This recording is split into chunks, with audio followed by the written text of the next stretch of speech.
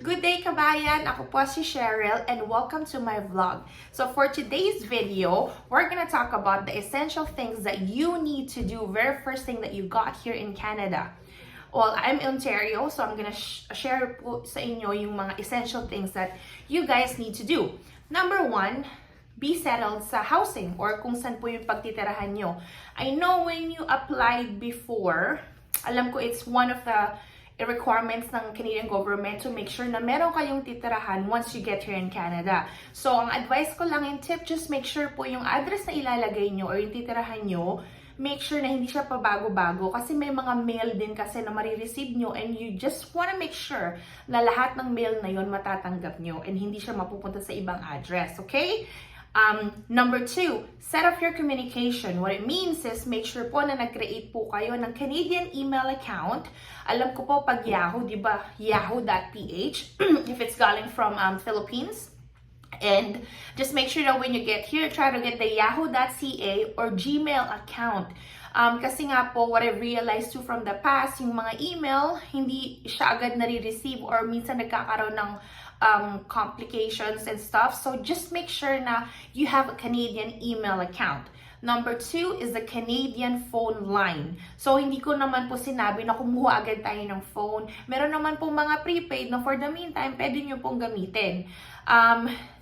Importante din po kasi yun kapag naghahanap na kayo ng trabaho. So I'll explain that what step that would be later. But for now, create a Canadian email account. And then number two, get a Canadian phone line. Now, for the Wi-Fi, excuse me, so hindi mo naman kailangan kumuha agad ng internet. Kasi nga, maghahanap pa lang tayo ng trabaho. We're trying to start. Marami naman pong libraries or as well as like some coffee shops that gives free data or Wi-Fi. So makikabit muna tayo doon. But for now, just the email and the phone line. Number three step is to get some forms of identities like proof of identities. What I mean is get a driver's license. This is very important. So let's say sa Philippines po or like sa country na pinanggalingan nyo, alam ko you probably guys are driving, but when you get here, you still need to get driver's license. So that's in the form of like the exam, which is the G1, G2, driving sa road, and then G, driving sa highway. Some people could actually skip G1 and G2 and then just go for G. Again, I could discuss that on a different topic, but get the driver's license as soon as you can. For the people naman po who doesn't drive, get a photo ID. It's very important na mag-verify nila yung identity mo. Kung walang driver's license, at least photo ID. Another thing that you need to get po is the health insurance, so health card.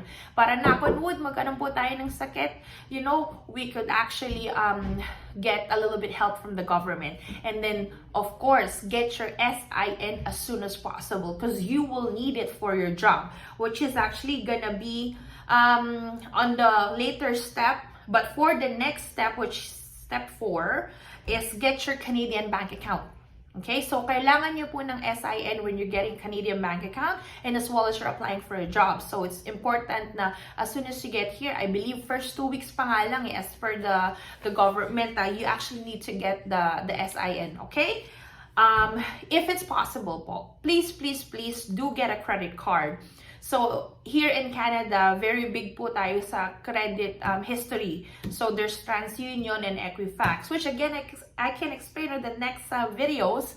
But if it's possible that you can get a credit card, get it right away. Just make sure to spend wisely, okay? So get a Canadian bank account and if possible, get a credit card.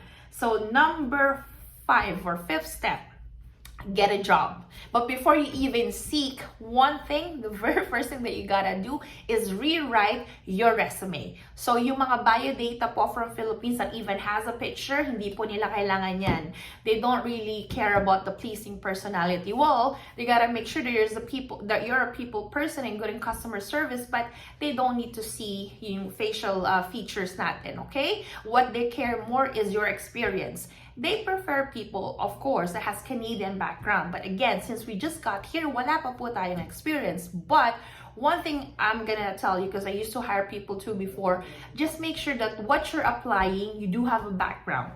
If you have a background in factories, make sure po na pag nag-apply kayo dito sa Canada, try to go to as well sa mga factory job.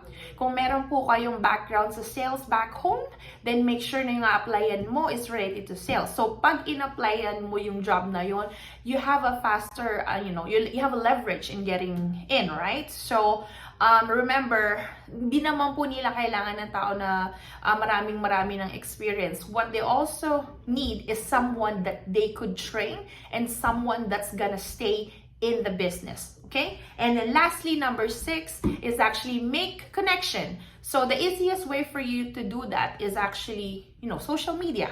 But, just be careful, be vigilant po, be careful sa mga meetups, and also be careful din po sa pagbibigay ng information online. Okay, remember what I told you, especially SIN, you only give that if you're applying for a job or you're getting a bank account or credit card, right? So try to not give those to people that you actually just met. Again, be vigilant and try to, be careful. So I hope those information help. Again, I hope nakatulong po ito sa first step nyo dito sa Canada. And I also want you guys to congratulate yourself kasi you have come out. You came out from your comfort zone. Hindi po lahat ng tao is like matatag, malakas ang loob to go to another place and start their new life again. Especially yung mga may napuntahan na or like nakapag-build na ng career nila to where they came from, Philippines, Dubai. I've met a lot of people and honestly, I admire you guys for getting the courage to get out of your comfort zone and start again. So, good job kayo dyan. So, again, if you guys are open for any career opportunities, any job opportunities, or even business opportunities, guys, please give me a call, text me, email me, or check my link below. And hope to see you guys soon. Thank you. Congratulations.